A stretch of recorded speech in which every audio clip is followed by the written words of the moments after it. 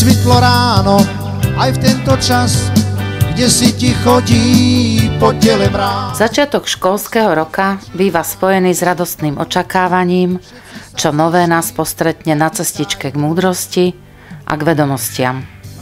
Zameranie našej školy rozvíjať ducha jazykom, telo športom a porozumieť počítačom chceme naplňať aj v tomto školskom roku. Najkrajší boli v ten deň samozrejme prváci. Očká im horeli nedočkavosťou a v rukách zvierali svoj prvý prejav detskej lásky pre pani učiteľku, kytičku kvetov.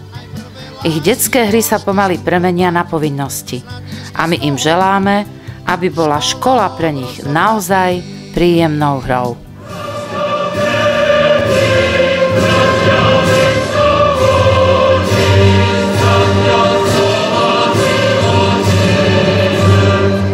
Školský rok 2010-2011 slávnostne otvorila slovenská štátna hymna a všetci prítomní si ju s úctou vypočuli.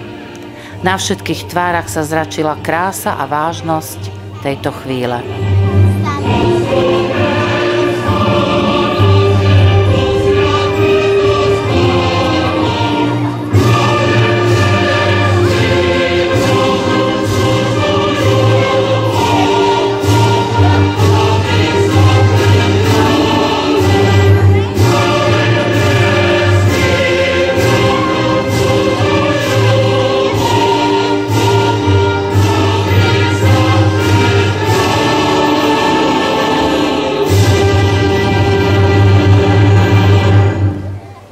Na prahu nového školského roka všetkých srdečne vítam a symbolicky otváram bránu našej školy.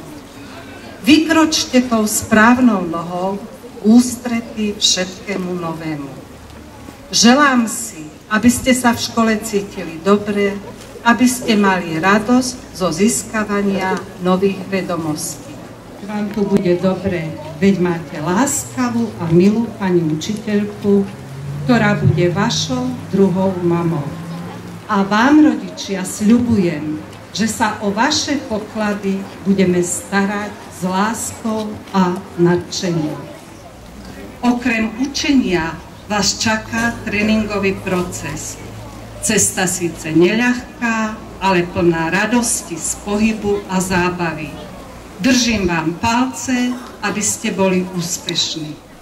Pani riaditeľka v príhovore posledný krát privítala deviatakov, pre ktorých sa uzatvára tento školský rok jedna dôležitá životná kapitola. Ako sa budeme vydívať? Ja vás od zajtra budem čakať pred dverami, ale keď sa týmto poznáme, tak ešte raz všetci nahlas. Dobré ráno! Máme všetky farby zelené, kamarádi sme všetci. Trieda 1A sa naplnila deťmi, ktoré sa budú po celý školský rok píšiť pomenovaním ovocníčkovia.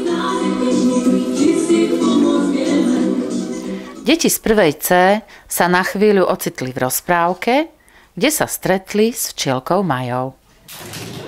Vykríkla: pomoc! Nezmysli zo šlabikára všetky písmenka. Lebo si zamastila šlabikár. Vidinočko. 3, 4, 5, 6, 7, 8, 9, 10, 11, 12, 13, 14, 15, 16, 17, 18.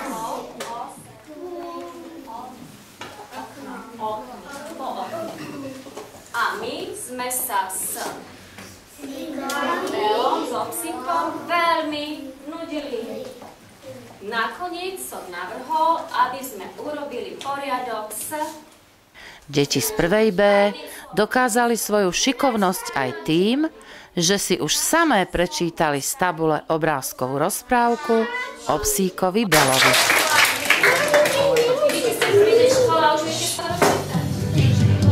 Tak znovu začína nám školský rok, treba si zvykať takto vpravobok. Letné hry končia, už sme tu zas, v očiach už máš ten ten zvláštny jas. Lavica čaká, stolička tiež.